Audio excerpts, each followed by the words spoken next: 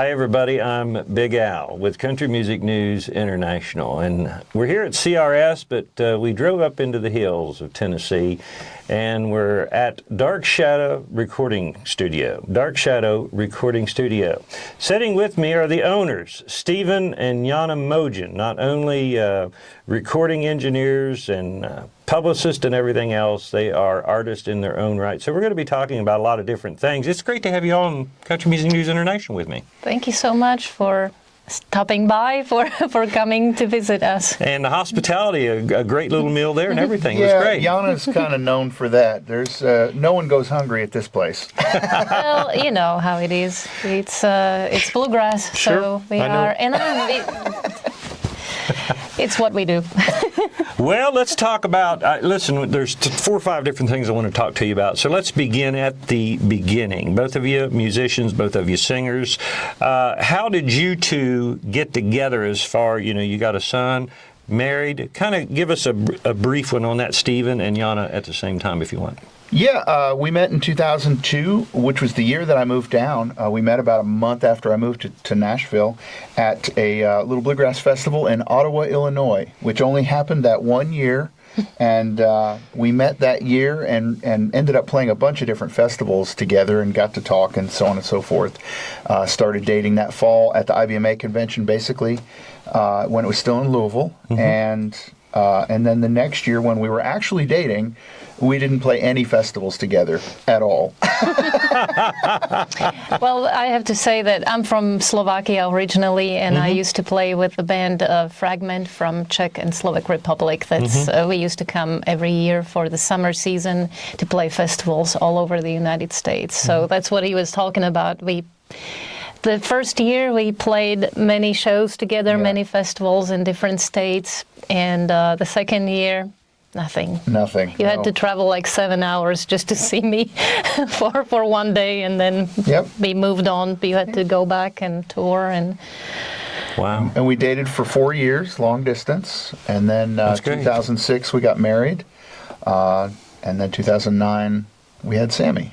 So, yeah. And Dark Shadow. Dark Shadow before 2 months before Sammy was born. That's right. We started the label as a way to release a set of harmony teaching CDs that I had made. And we sort of made the product and then realized that we needed to put them out under some sort of platform. And so Dark Shadow Recording was born at that point. I had already been doing a lot of engineering and had a lot of gear and such. And all of that was kind of in place at that point. And then a few years later, we decided to see if we could help some of our friends out. Right. And we signed a band called the Rigneys, which is a family band from just down south of here. Really wonderful players, great humans. And that started us on the path.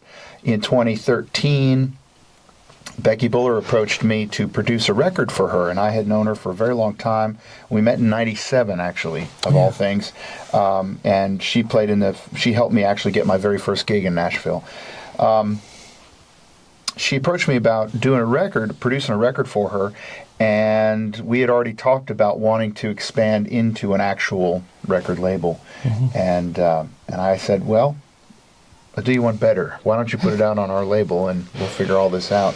And this is the 10th anniversary of that record. Really? It's cool, yeah. 5 albums now, I guess. We've put out 4 or 5. I'm losing track at this point, and we're in the middle of 2 more. So it's been a really great thing, and we just love Becky, and we're so proud of her for her great success. She's such a hard-working person, so talented, and just a great attitude about everything, and it's been a pleasure. And we've since expanded. We've got a bunch more artists on the label, and it's been a lot of fun. But she's the role model for everybody, because we worked with her first for several years. We only had one artist, and she just kind of set the bar where we want our artists. We have some pretty strict guidelines about who we work with. That's great. I want someone who's going to work as hard as we do. I want somebody that is a great human, and who has something to say in their artistry. I understand. And we feel like the collection of folks that we work with on our label all have that, and it's very exciting to see.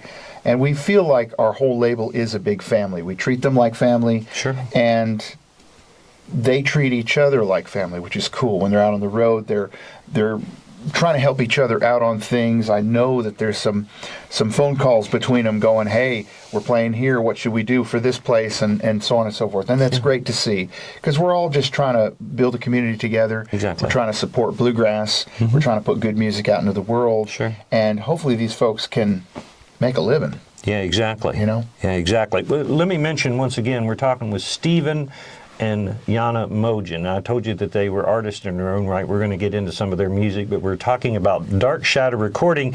And I'm sure, and yes, I do know you probably got a website. People, if they'd like to check out the artists that you have signed, get some of their music along with yours. So where do they need to go, Stephen?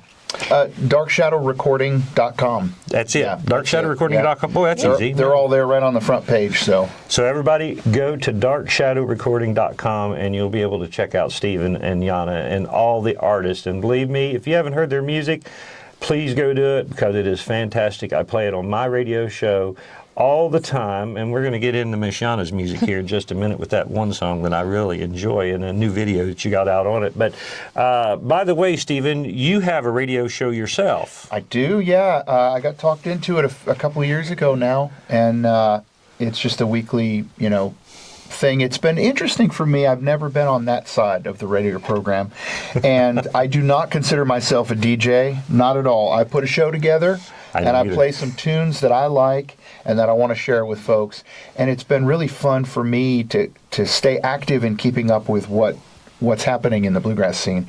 I'm on tour with the Sam Bush Band a lot, and we're not really in the epicenter of bluegrass. Right. So I'm not at a lot of the festivals I used to go to. I don't run into those people, so I don't really see the up-and-comers as much as I used to.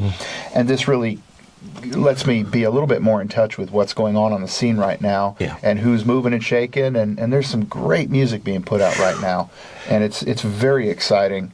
It's a good time for bluegrass. There's so much good stuff right now. It's wonderful. Yeah, and I'm going to say this because I've been in this stuff for 36 years. I think, One day I was talking to somebody and I said, man, don't tell them it's bluegrass. Just play it for them, I said, don't be ashamed of it. Just play it. But, the music nowadays has become a lot more commercial friendly than it has been back in the garage days when they was in the garage recording, Sure. This great recording studio and the great artists that you have. Their music would match anything on Nashville, anywhere. I mean, it's just top music. I appreciate that. Sam Bush, for example, he was deemed the father of Newgrass, and I've followed him forever and ever, and I know you've played some with Newgrass Revival as well, I'm assuming. Well, I've played with some of those folks. I've been with Sam since 2006, actually the year we got married. I missed my first gig for our wedding. That's a true story. But yeah, I've been playing with Sam for that length of time in his band, and then there's been occasions where some of the other members of Newgrass Revival would come out and join us. Bela and John Cowan, Curtis Birch. Yeah.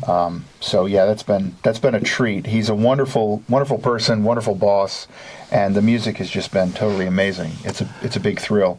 It's helped me grow as a musician. I tell you, look by back, leaps and bounds. You look back on that first Newgrass Revival album, 1971, and you look at them characters and those pictures, you think, dude. Yeah. They were pretty rough looking back then. It's pretty interesting. But it is, to hear some of those stories. I was just talking with Sam about.